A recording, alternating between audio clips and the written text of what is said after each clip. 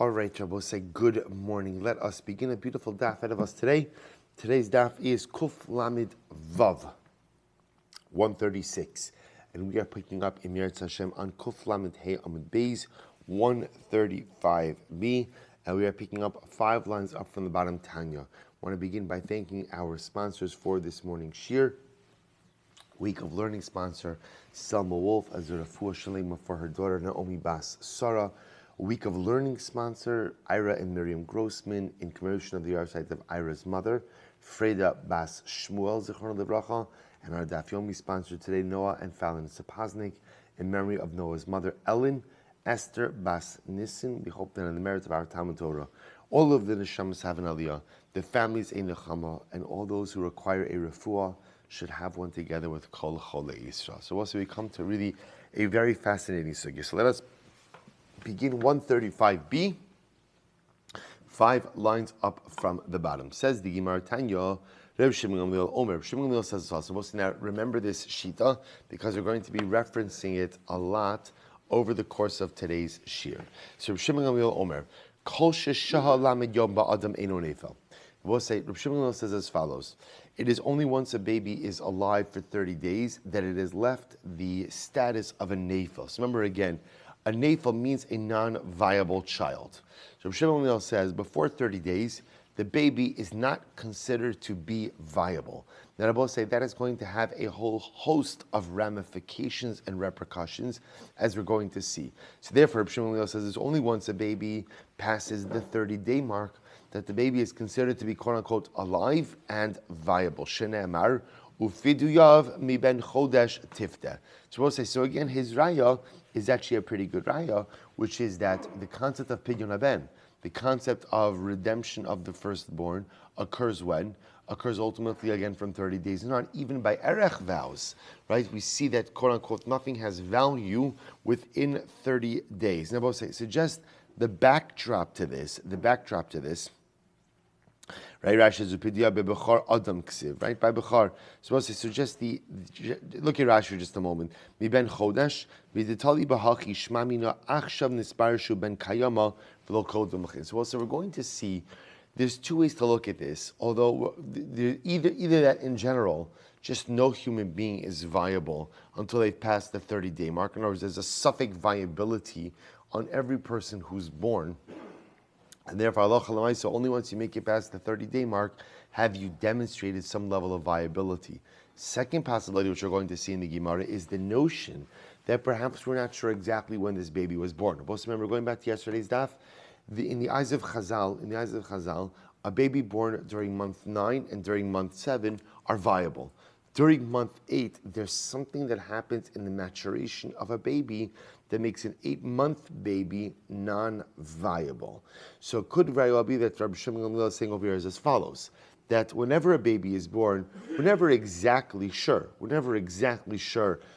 how old, or I should say, how developed this baby is. So therefore, again, every baby kind of begins with the assumption of non-viability because it's a suffix. Is it a suffix zayin, suffix tes, suffix ches, and therefore only once it passes the 30-day mark is it considered to be viable. Similarly, bebehema eino nefel. Shmones yamim bebehema eino nefel. It's only after an animal is alive for 8 days. Only on the 8th day of its life is it no longer considered a nefel. Only after 8 days is it considered to be viable. Shene'emar umiyom hashmini v'hala yeratzeh lekarban. Because we'll say, what's the halacha? The halacha is you can't offer up an animal as a karban until after it is 8 days old. So Reb Shimon Gamliel says, you see from here that's what? That halacha l'maisa, only once it's past the 8th day mark is it considered to be a viable, healthy animal. So we'll say this is Shitas Reb Shimon Gamliel, that a baby is only considered to be viable after 30 days. An animal is only considered to be viable after 8 days. So says the Gemara, Halo Shaha Sveika Havi. So what you're telling me is that every single baby within 30 days, I will say, is a suffix, right? A suffix nefel. Suffix nefel. Suffix viable, suffix not viable. Well, if that's the case, type of Kuf Lamed Vav, Mim hal hachi mahalin le. Shabbos say, I don't understand. We just spent all of this time speaking about the fact that what? That Mila's Docha Shabbos, right? Mila Bayam Shmini, 8th day Mila's Docha Shabbos. But I don't understand. Why is 8th day Mila Docha Shabbos? Every 8-day-old baby, I will say, is what? Is a suffix nefel. Suffix if it's alive, suffix viable, suffix not viable. Why would you have a license to go to be Mechal Shabbos for a baby that is only suffix viable? Look at Rashi. Mim hal top Rashi kof amud vav amud aleph. Mim hal hechi mahalinon shum katam emashmini. B'Shabbos, how are you able to circumcise any baby on the 8th day when it's Shabbos? Dilma nefalu v'lo chazi lamo v'oseh chabur lo l'shemin. So supposed to say the whole yisod over here of Mila on Shabbos is that halacha l'maisa, the mitzvah of Mila's docha Shabbos. But if you're telling me that every baby within 30 days is not considered to be viable or not yet viable, so then how am I permitted to go ahead and be mechalo Shabbos to go ahead and give a bris milah to a baby who has not certified its viability? To which the Gemara says, I'll tell you, no, we give the baby a milah b'manavshach. Because we'll say, again, one of two ways. Im chayhu, if it turns out that the baby lives past 30 days, shapir kamohil, then ultimately, again, I perform the proper milah. Ve'im lav, but if chas v'shalom, the baby doesn't survive past 30 days, mechatech bebasar. Then both say it shows that the baby was never viable to begin with. And if the baby was never viable to begin with, then the act of milah is not a chabura. Let's remember again, what's the problem with milah on Shabbos? What's the malacha involved? Causing a chabura, causing a wound, which is a tolda of shchita. So that's only by living organisms, right? So remember again, if you cause something dead to bleed on Shabbos, that's not a problem. That's not a problem. So the Gemara says, if the baby lives past 30 days, then it was a proper milah. And if the baby doesn't live past 30 days, then l'maisa, again, you performed a milah on something, quote unquote, that was non-viable, that was dead, and therefore Allah l'maisa, it's not a problem. Anyway, ve'ela hadesanya. But what about the fact that we learned the following? So we'll say it's a really, really very interesting shida. Allah hadesanya, safek ben zayin, safek ben ches. If you're not sure if the baby was born at the end of 7 months or at the end of 8 months, ein mechalalin alav Shabbos. That's the type of baby that we will not give the milah on Shabbos. Because again, remember again, the only time you could go ahead and violate Shabbos for the baby is when you know that it's a definitive milah. But if we're not sure, again, it was the baby born in 7 months, 8 months, that's a big difference. 8-month baby is considered to be non-viable. Non-viable baby, there's no heter to go ahead and give the bris milah on Shabbos. So the Gemara says, Amai nimhale, Amai. I don't understand both sides. So remember, let's just take a step back. So you have Rav Shimon who says that halacha l'maisa, a baby is only considered to be viable once he lived past 30 days. Here's the problem, says the Gemara. Then how are you ever allowed to have a milah on Shabbos? Because aren't you potentially then violating Shabbos for a baby that's not viable? To which the Gemara says, it's not a problem. If the baby lives past 30 days, turns out the milah was totally sanctioned and fine. And if the baby chas v'shalom doesn't live past 30 days, it shows that the baby was non-viable, and therefore the milah that you did, of course, wasn't a milah, but halacha l'maisa also wasn't a malacha, because it was as if you were cutting something that was not viable, that was dead. So Gemara says, okay, now once you have that svara, what happens in the following case? I have a baby, I'm not sure, was it born after, is it a 7th month baby, or an 8th month baby? I also remember again, an 8th month baby is considered to be non-viable. So the Gemara says, the Brisa says, you can't give such a baby a milah on Shabbos. You can't be docha Shabbos to such a baby. But why? Why not? Nimhale mimanavshach. Give the milah. Again, we'll say mimanavshach. Mimanavshach means either way you're covered. Im chayhu shapir kamohil. If the baby is alive and if the baby is viable, then it's a proper milah. V'im lav mechatech bebasahu. And if not, all you're doing is cutting dead flesh. And I will say there's no problem with cutting dead flesh on Shabbos, even if it causes bleeding. Omer Marbreid Ravina, Ana v'Rav Nechumi bar Zechariah, Targumina, Mimhal hachi nami mahalina le. So we'll say Se'enachi nami. So here you have, so Marbreid Ravina says, me and Rav Nechumi bar Zechariah. So we explain this in the following way, that Einachi nami, you could give the milah under these circumstances. Lo nitzrucha ela lemachshire milah. So it's inachinami. It could very well be that halacha lemaisa, we would go ahead and give a milah to this type of baby. It's quite possible. So what's the issue over here when we don't go ahead and allow you to violate Shabbos for a 7th month baby? What is that referring to? Machshire Mila Va'aliba de Rabbi Eliezer. So we'll say that would be from Machshire Mila, according to Rabbi Eliezer. We'll say, so taking a step back for just a moment. So remember again, we had the machlokes in the Mishnah about whether or not to keep Mechalo Shabbos for Machshire Mila. Remember, preparatory acts, transporting the knife, or even under extreme circumstances, making the knife. Rabbi Eliezer said you are permitted to go ahead and violate Shabbos for Machshire Mila. Rabbi Akiva and the Rabbanan said you cannot. What the Gemara is suggesting over here is as follows: that halacha l'maisa, when we say that you can't be mechalo Shabbos for a suffix ben zayin, suffix ben ches, what is that talking about? Not for Mila, but rather it's talking about that you can't be mechalo Shabbos for machshire Mila, according to Rabbi Eliezer. So we'll say, in other words, when does Rabbi Eliezer allow you to violate Shabbos for machshire Mila? Only when you know that you have a bona fide viable baby. But if there's a suffix about the viability of the baby, such as, I don't know, if this is a 7th-month baby or an 8th-month baby, then under those circumstances, Rabbi Eliezer would say that you cannot violate Shabbos for machshire Mila. Okay, very interesting. To which the Gemara says, Amar Abaye. So we'll say Kitana. So we'll say Abaye says, in reality, this whole thing is a machlokes tanoim. In other words, Reb Shimon Gamliel's statement is a machlokes tanoim. What does this mean? Take a look at Rashi for just a moment. Kitanoi, neifel gomer im chashuv kemeis kidika amar Rav Ada bar Ava de'enu ala mechatech babasar olo v'havi chabura. So we'll say in general. So the question is, how do we view a neifel? How do we view a non-viable baby? Is a non-viable baby considered as if it's already dead? Is that how we look at it? And we'll say, it sounds like a little bit unfeeling to speak in this way, about a baby. But again, we're talking just on a legal categorization level. So how do you view a non-viable? You're going to see why this has ramifications in many areas of halacha. How do you view a non-viable baby? Is it viewed ultimately, again, as already dead? Is that how we view it? That even though, again, right now it's living, it's breathing, but halachically we categorize it as mace, or do we say no, that it's alive? So Abayi wants to suggest that indeed this is a machlokes tanoim. Watch this. So we'll say, remember again, the pasuk says that if you have an animal, that's talking about a kosher animal that died without shchita. Animal that it's a nevela, died without shchita. So the pasuk says,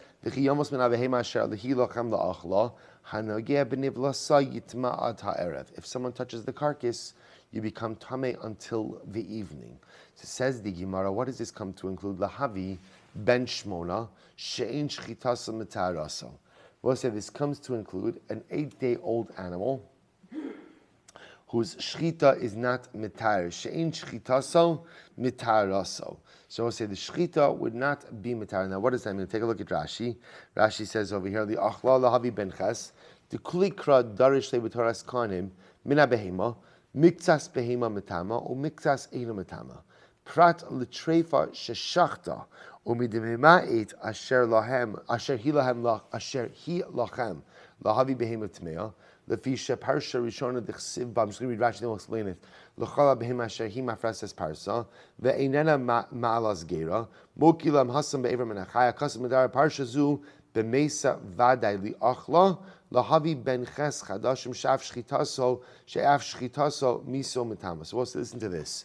So what happens if halacha l'maisa, you have a ben ches that you shechted? So the Gemara says the shchita is not mitaheret. Rabbi Yosef, Rabbi Yehuda, Rabbi Elazar, Rabbi Shimon Omrim shchitaso mitaraso. They disagree and they say that halacha l'maisa, even if the animal is a treifa, the shchita kisul mitar. So it's an interesting shaila over here. If you have an animal that's a treifa, so remember again, what's a treifa? Treifa means any animal that has a condition from which it definitely will die. That's the definition of a treifa.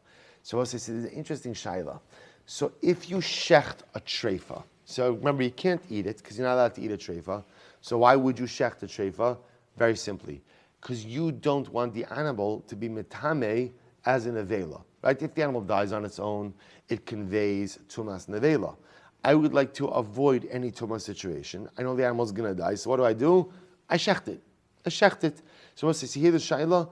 Does shchita remove tumas nevela from a treifa. So we'll say it would appear that what is that machlokes based on? What is machlokes based on? How do you view a treifa? Do you view a treifa animal as if it's alive? All right, if it's alive, then einachinami, the shchita could potentially save it from tumas nevela. Or do you view a treifa as what? As if it's already dead. And if it's already dead, then the shechita has no ramifications. That I will say sounds a lot like the machlokes over here, right? How do you view a non-viable child? Is a non-viable child viewed as alive until literally again it stops breathing until it's dead, or no? Because it is non-viable, so halachically it is categorized as dead already now. So we'll say, so it would appear that this machlokes over here by the treifa would be the same machlokes by a baby. So which the Gemara says, my love b'hakamiflagi. So are they not arguing about the following point? The mar savra chayhu, mar savra mesu. Both what they're arguing about is the halachic categorization of a treifa. When something has a condition from which it is definitely going to die. So do we view that item as alive until it's dead, or do we view it as being dead right now? Amar Rava, Rav says if that's their machlokes, adamiflagi le'inyan tumah v'tayra, liflagi le'inyan achila. So we'll say if that's the case, instead of going to have machlokes about tumah and tayra, why don't you go and have machlokes about consumption? So right, so we'll say, right, wouldn't that be even better, right? Halacha l'maisa, if you were to go ahead and check this animal, is it fit for consumption or not? Ella, d'chuli alma mesu. We'll say rather, again, when it comes to a treifa, everyone agrees that a treifa is dead. So we'll say, we know this, by the way, because this, right, there's a Mishnah Maseches Makos, that if you go ahead and you kill someone who is a treifa, you are not chayiv misa for that. So everyone agrees that treifa is considered to be as if it's already dead. Rabbi Yossi, Rabbi Yehuda, Rabbi Elazar, Rabbi Shimon, Savri, kitreifa. So the Gemara says, kitreifa, treifa, lav afagav demesehi, shchitas metarasa. See, I will say by a treifa, even though halacha l'maisa, it's already considered to be as if it's dead. Nevertheless, the shchita has the ability to go ahead and take away nevela status. Hachanami loshna. So to Rabbi say there should be no distinction as well. For Rabbanon will say lo dami the treifa. So we'll say the Rabbanon will say no, you can't compare the case of a baby to the case of treifa. Why not? Treifa haisala shasa kosher.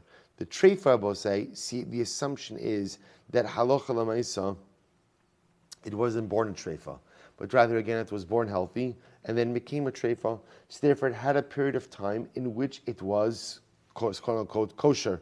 Hi lo haisala shasa kosher. But the baby that we're talking about, again I will say, was born a nefel, never had a shasa kosher, never had a time when it was healthy. To which the Gemara says, v'chitema treifa mi beten ma'ika l'meimar. But what will you say then with a treifa mi beten? What about an animal that's born as a treifa? Hasam yesh bamina shchita. See, they will say there, that type of animal is subject to the halachas of shchita. Hacha ein bamina shchita. Rabbi say in this case, a baby of this type ultimately again is not viable. And our ein bamina shchita means also there's no possible way to remedy this circumstance. So we'll say, so again, we're still trying to figure out. We know we have a statement of Reb Shimon Gamliel. Reb Shimon Gamliel is very definitive. Baby less than 30 days old does not have the chazaka of being viable. And therefore, halacha l'maisa is still considered to be a nefel. Only once it passes the 30-day mark is it given the seal of viability. How do you do mila on Shabbos? If that's the case, if it turns out to be alive, good. If chas v'shalom it dies, then it's just mechatech babas, or cutting dead flesh, which is not problematic on Shabbos. So I'll say, here's the shayla. Mi pligi rabbanon alei Reb Shimon Gamliel o lo. We'll say, so here's the shayla. Do the rabbanon argue on Reb Shimon Gamliel? Now, we'll say, look at Rashi. Lemishrei vlad shal behem b'so ches yom. So we'll say, so this actually has two. So remember, they're asking the real ramification of this machlokes. You will say, as we're going to see, in the case of a baby, it's not quite clear what the ramifications are, although we'll see ramifications in just a bit. Because remember, the only ramification we can think about whether or not, in terms of whether or not the baby is considered to be alive in the first 30 days, is really legabe mila. And again, for mila purposes, we've already established that we give the baby a mila. Remember, Shimon said a second statement. What was the second statement? The second statement was that an animal within 8 days is also considered to be a nefel. Then I will say, now that has a different ramification, which is what? Can you eat an animal that is less than 8 days old? See, here's what I know. I can't offer up an animal as a carbon until it reaches 8 days. Can I eat it for my own consumption? Then I will say, now what does that depend on? Now look, if you hold that an animal within the first 8 days is not considered to be viable, then what? Then Allah said that animal's a treifa. If it's a treifa, I'm not allowed to eat it. So the shaila the Gemara says is, do the Rabbanon agree or disagree with Rabbi Shimon Gamliel? Im tim solomar pligi, and if they disagree, halacha kimoso, or not halacha kimoso, who does the halacha follow? So here we go. Tashma, egel shenovad biyamtiv, shochatin oso biyamtiv. If you have a calf that is born on Yom Tiv, you are permitted to shecht it on Yom Tiv. That's pretty dramatic. What does that seem to tell you? Right? This seems to tell you that even a 1-day-old calf is permitted for consumption. Well, if a 1-day-old calf is permitted for consumption, that must mean that the Rabbanan disagree with Reb Shimon Gamliel. Take a look at Rashi. Shochatin oso b'Yom Tiv. Ve'ino muktzah shahari ben hashmashes nami haya muchan agav imo miu sham inon mina demuter lebo bayo. So we'll say that's pretty clear, right? Pretty clear that halacha lamaisa, the Gemara is telling me that I'm permitted to go ahead and eat an animal within 8 days. So obviously the Rabbanon disagree with Reb Shimon Gamliel. To which the Gemara says, no, what's the case? Hachama askinon the kimle begave shekalalu chadashav. So we'll say, so somebody was monitoring the gestational calendar of the mother, of the cow, and we know that this was a vlad that is fully, that went through an entire gestational period. We'll say, remember, this goes back before. What's Reb Shimon Gamliel's logic? Why does Reb Shimon Gamliel hold that halacha lamaisa, an animal within 8 days is not viable, or for that matter, a baby within 30 days is not viable? Why? Because we're never quite sure if the fetus is fully baked, right? That's really the shaila.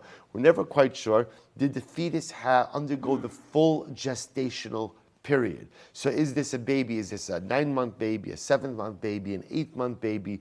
Is the cow, whatever the gestational period of the cow is? Right? Is this a fully formed fetus?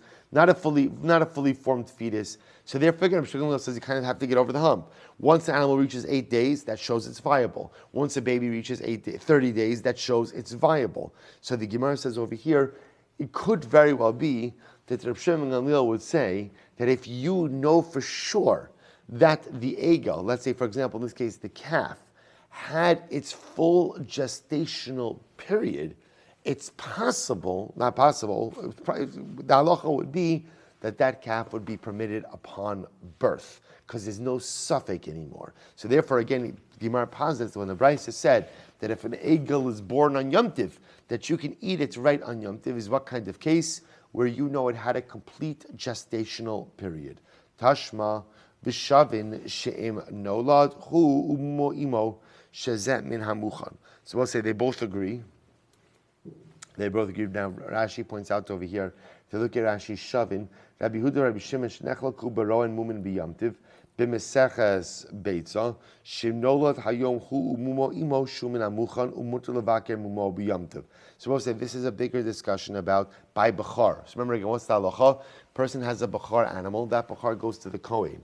With one exception, if the Bechar has a mum, then ultimately it remains the property of the Yisrael owner. Now there's a machlokes Rabbi Huda and Rabbi Nechemia, or Rabbi Shimon, about whether or not we examine mumin on Yom Tiv. So we'll say everyone agrees. So we're going to have to get into the details of the machlokes, but for our purposes, everyone agrees. Shimnola tu umumo imo, that if the animal was born, the mum is born with the animal, and it's clear that the mum is problematic.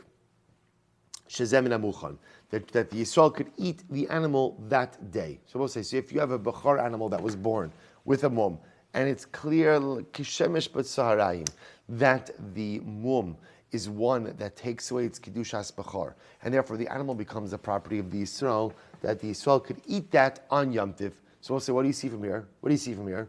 That at least according to the Rabbanon, you don't have to wait 8 days before partaking of the animal, that the animal is assumed to be viable now.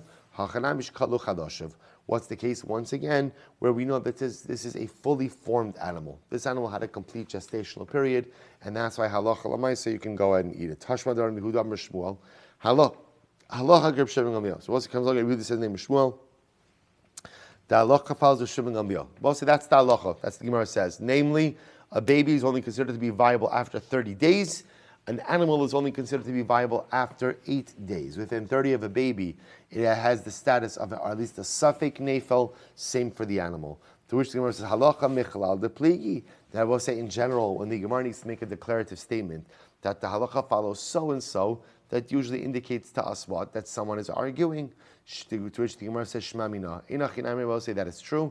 What do you see from here? That Rabbanan disagree on Reb Shimon. So we'll see a fundamental machlokes between Rabbanan and Reb Shimon about the status of a baby within 30 days, status of an animal within 8 days. Reb Shimon holds the status of an animal within 8, baby within 30 is a nefel. And ultimately again, and according to the Rabbanan, it is not. So we'll say, here we go. Amar Abaye, Nafal min hagag o achlo ari divrei hakol chayhu. So we'll say, listen to this. What happens if something happens to the baby and the baby dies within 30 days? But I will say, it's not like the baby just dies. Chasson, the baby falls off the roof, or the baby is eaten by a lion. So I'll say everyone agrees in that type of situation, you treat the baby as if it was viable. The baby didn't live 30 days. It's true the baby didn't live 30 days as well. But remember again, the premature demise of the baby has nothing to do with the baby's inherent viability. What does it have to do with? It has to do with ultimately, again, some external factor. So everyone will agree that if you have a situation of a baby that died within 30 days, but nothing to do with the baby's health, something to do with external circumstances, that baby is considered to be alive. Now we'll say, again, we'll see the ramifications of that. So the Gemara says, Keep ligi shepiek yume. So we'll say, when do they argue? And we'll say, piek literally means the baby yawned and died. So we'll say, yawned in this context means the baby exhibited very little physical vitality and then passed away. So what do you do with a circumstance like this? Mar savar chayhu, umar savar mesu. One opinion says the baby is considered to be alive, and one said the baby is considered to be dead. I was supposed to say, so if you have a baby that exhibited some level of physical vitality, but very weak vitality. So one opinion says the baby is considered to be living, the other one said dead. Lamai nafkamina. What's nafkamina? Liftar min hayibum. We'll say a very important nafkamina. Let's say again a woman gives birth to a baby, her husband dies afterwards, and then what happens? The baby dies shortly after, within 30 days. After only giving a yawn, the baby dies. So says the Gemara, so then again, this machlokes ultimately will be very, very important. To which the Gemara says, so as I say, everyone agrees that if within 30 days the baby fell off the roof or was eaten by a lion, that the baby is considered to be alive and viable, which makes sense, because the baby's premature demise has nothing to do with the baby's vitality and everything to do with external circumstances. Therefore, that baby is considered to be alive. So I'll say, so for example, if a woman were to be married and has a baby, right, and then let's say again, her husband dies, and then right after her husband dies, the baby is eaten by a lion, halach l'maisa says she is not subject to yibum, right, because her husband left behind living offspring. The Gemara says, Yeshua. Let's listen to this story. Rav Papa and Rav Hunbred Yeshua, Ikla'u lebei brei d'Rav Idi bar Avin. They went to the home of the son of Rav Idi bar Avin.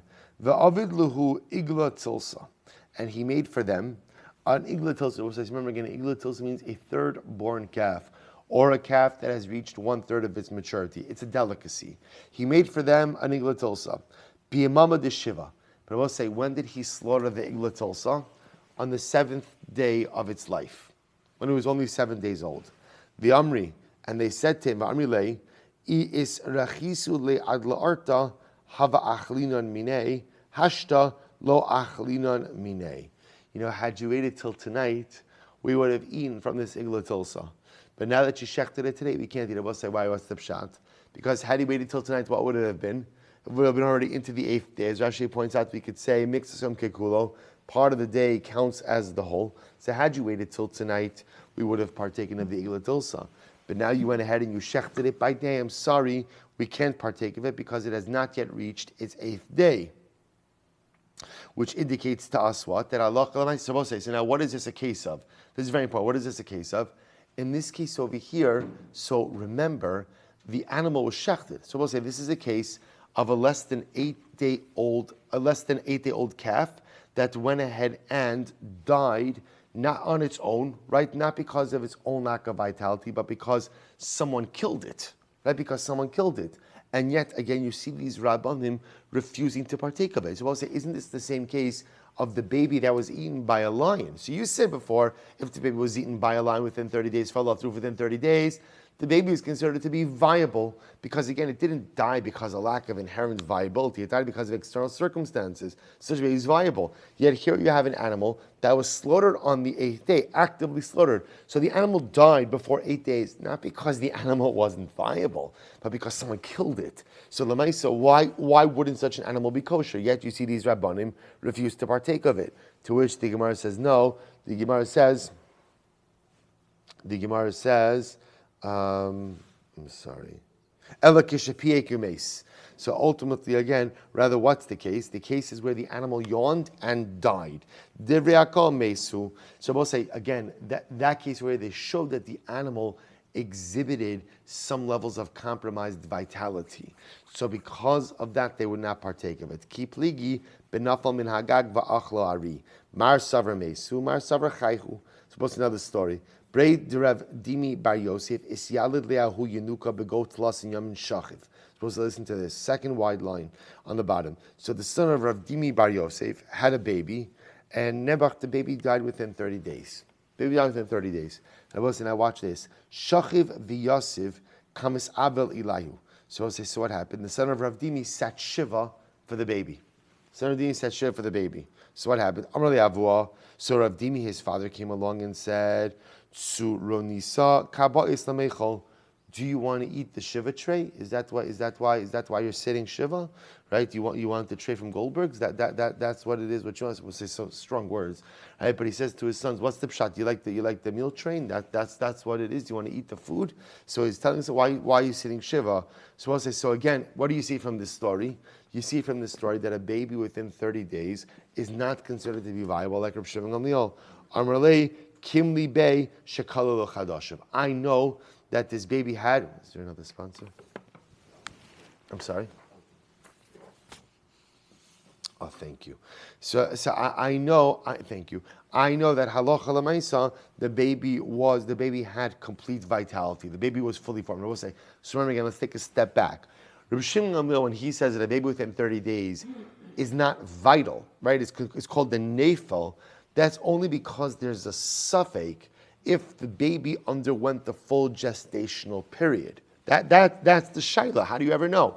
But if somehow you know that the baby underwent the entire gestational period, then einachinami, that baby would be considered to be completely vital. See here, you have the son of Rav Dimi going ahead and sitting Shiva for the baby that died within 30 days. His father is saying, what are you doing? That's a nafel. You don't sit Shiva for a baby within 30 days. To which the son says, I know the baby went through a full gestational period, and therefore, again, the baby was a Vlad Shal Kayama, was a sustainable life, and therefore I do sit Shiva. So again, another story like this. First of all, I'm sorry, I left out one of the sponsors to thank Avron and Gali Elbaum for dedicating the week of learning and creation of the Yarzeit of Rezel Bas Chanoch, and the Zechus of Rafu Shlema for Sarah Bas Rezel and Shraga Moshe Ben Fega. So we'll say the Gemara goes weiter. Ravashi Ikla Bei Rav Kahana. Ravashi went to the house of Rav Kahana. Isra Bei Milsa Begot Las in Yomin. So ultimately, unfortunately, Rav Kahana lost the baby that died within 30 days. He saw that he was sitting Shiva for the baby. Don't you hold, like what we said before, that the halacha follows Rav Shimon Gamliel. Namely, I will say that a baby within 30 days is not considered to be a bar kayam. It's not considered to be sustainable, and therefore there should be no shiva. I know that the baby was fully formed. The baby was fully formed, full gestational period, and therefore there is an obligation of shiva. Itmar. Shabbos say, by the way, you know that is halacha l'mayis. Halacha l'mayis Shulchan Aruch paskins that Rachmana litzlan, if one loses a baby within 30 days, we don't sit shiva for such a baby.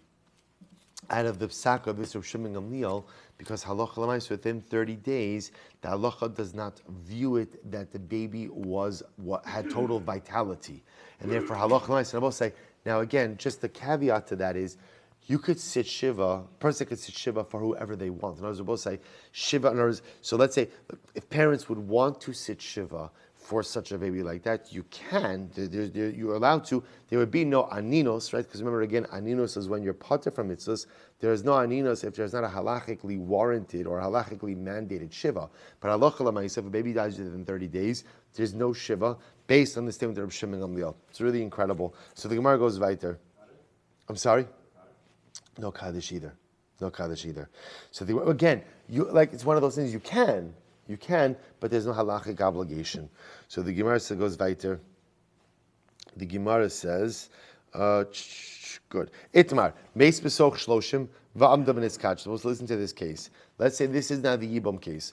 A woman had a baby, and her husband died. And then the baby died. Let's see differently. A woman had a baby. Her husband died, and then the baby died afterwards, and the baby died within 30 days.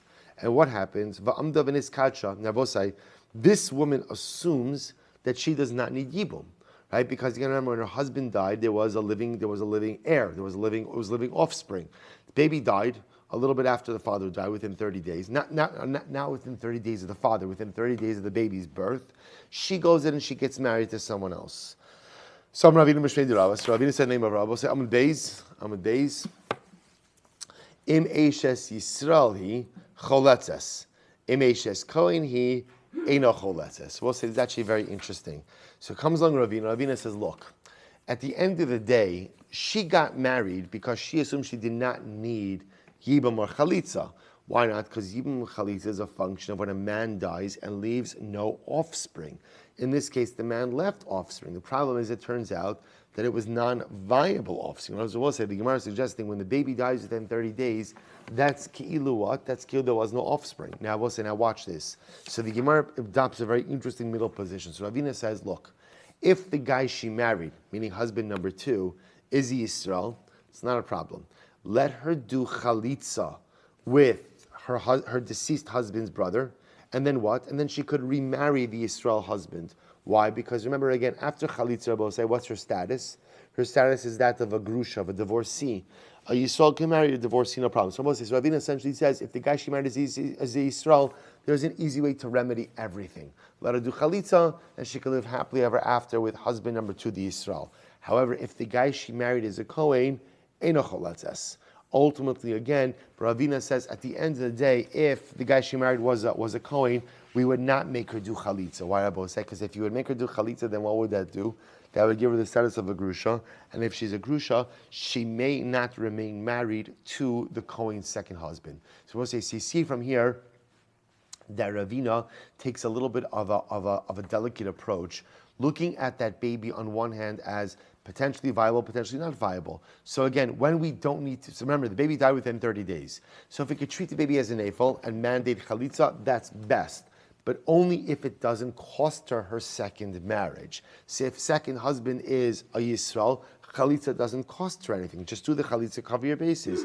But if halacha l'maisa chalitza is going to cost her a second marriage, in the case of where husband number 2 is a Kohen, we will not mandate chalitza. But Rav Sharvia Mishmei de Rava Amar, Rav Sharvia said the name of Rava, no achazu va'achaz zu choletzes. Ultimately, again, so Rav Sharvia said the name of Rava, it's not true. She has to do chalitza no matter what. No matter what, because the Ma'aseh will say, if indeed we accept the position of Reb Shimon Gamliel, then halacha l'maaseh, baby within 30 days is considered to be a nefel, which means that really the deceased husband did not leave behind any real offspring, and therefore again chalitza is mandated. Amar Ravina Rav Sharvia ba'arta Amar Rav Hachi letzafra haderbe. So let's listen to this. So Ravina said to Rav Sharvia, you missed the end of Shir. It's true, in the evening Rava said what you just said, but in the morning he changed his mind. Rashi says letzafra haderbe v'amar eishes koin ena choletzes. So you were quoting the initial position of Rava, but then Rava softened his position and said that in Achinami, if she is married to a Kohen, she need not do chalitza. So we'll say, So Rav Shavia wasn't happy with this. Amralei Sherusa Yehe Rava de Tishru Tarba. May it be the will of HaKadosh Baruch Hu that you will come to, right? Or I should say, Sherusa, he who permits. He who permits. So Rav Shavia was calling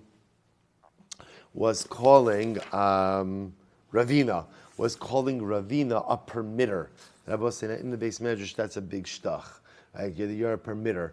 Right? You're the guy who's matir everything. So you know what? You're a permitter. Sherusa. It should be the will of Hashem that you will come to go ahead and permit forbidden fats.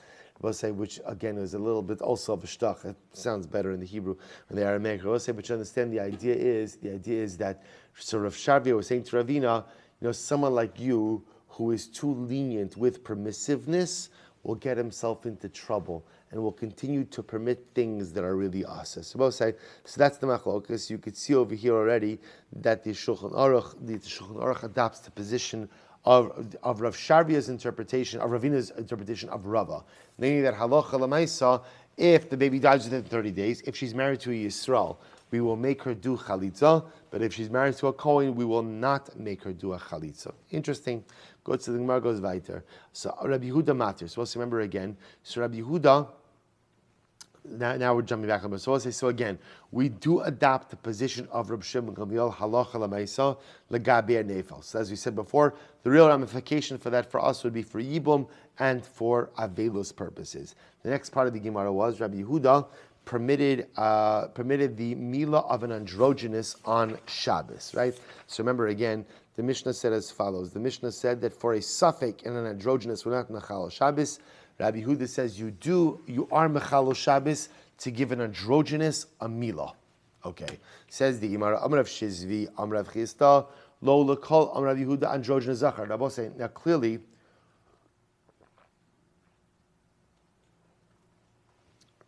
what Rabbi Yehuda is actually saying is that an androgynous is a zachar. Right? That's the takeaway over here. Meaning the fact that Rabbi Yehuda says that you could do the milah of an androgynous on Shabbos tells us that an androgynous is male, according to Rabbi Yehuda.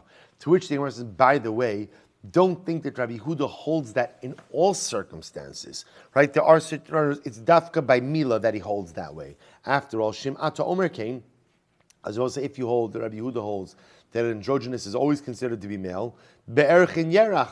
So therefore, when it comes to erchin, I also remember again, erchin are personal valuation vows. A person says, I pledge my erech, my value, I pledge your erech. So the Torah gives specific categories. So a male between the ages of 20 and 60 is going to be X. Below 20 is going to be Y. A female is going to be this. So also we know that if you pledge the erchin of an androgynous, he's not judged like a male. After all, how do you know that androgynous is not treated like a male for erchin purposes? To which the Gemara says, this sanya, because we learned, Yocho hazocher.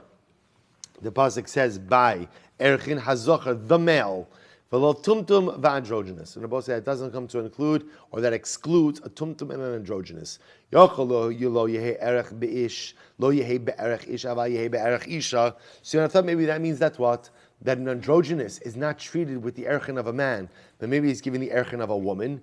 Talmud Lomar hazocher v'im nekevahi zocher vadai nekeva vadois v'lo tumtum v'androgynous. So both say halacha l'maisa when it comes to erchin, either you're male or you're female, and if you don't definitively fit into one of them, there's no gender fluidity by erchin. Either you fit into a category or you don't fit into a category. You're zocher or you're nekeva. Therefore, androgynous, which obviously cannot definitively, unfortunately, fit into a category, has no erech value. So top of Tkuf Lam Zayin Amud Aleph, Ustam Sifra Rabbi Yehuda, Amram Nachman Bar Yitzchak. Ustam Sifra Rabbi Yehuda, Amram Nachman Bar Yitzchak, Af Ananami Tanina. We also learn this as a so both sides. Remember again, a Stam Sifra. So in other words, an unstated, right, an anonymous Sifra, again, or section from Torah's Kohanim, as Rashi points out over here. Anonymous Brisa is like Rabbi Yehuda. So even though Rabbi Yehuda says in the Mishnah that you can be Mechalo Shabbos to give an androgynous a bris, which tells us that androgynous is a zachar, don't think that Rabbi Yehuda always holds that an androgynous is a zachar. For look over here, you see it by erchin. Rabbi Yehuda holds that androgynous is not a zachar, which then begs the question. So the Gemara says, Amar Rab Nachman Bar Yitzchak Afananam Tanina Hakol Kshein LeKadesh Chutz Mecheri Shot V'Kan. Everybody is capable of affecting kiddushin except for a Cheri Shot and a Katan. Rabbi Yehuda Machshir B'Katan Uposel B'Isha V'Androgynous. Rabbi Yehuda says that a Katan can affect kiddushin under certain circumstances, but a woman cannot and an androgynous cannot. So I will say once again, you see that Rabbi Yehuda holds that androgynous is not a zachar. So we'll say, so now I have to ask myself an obvious question. By Erech, androgynous is not a zachar. By Kiddushin, androgynous is not a zachar. So why is Mila different? So Umayshna Mila, Mishum Dichsiv, Himol Lachem Kol Zachar.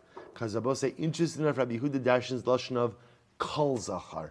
Kol Zachar comes to create a larger category of male, right? It's a larger category of Zachar. In the rest of Torah, Zachar means what? Zachar. Definitive Zachar. Definitive Zachar. Zachars, only Zachrus. But apparently, again, Rabbi Yehuda Dashin's Kol Zachar is a ribui coming to include those who aren't even fully male. Right? Who are those who aren't even fully male? That's the androgynous. And therefore, again, the bris of the androgynous will be Docha Shabbos, even though the androgynous is not considered to be a Zachar in other areas. We'll stop over here. We'll pick up Emir Hashem at the Mishnah tomorrow.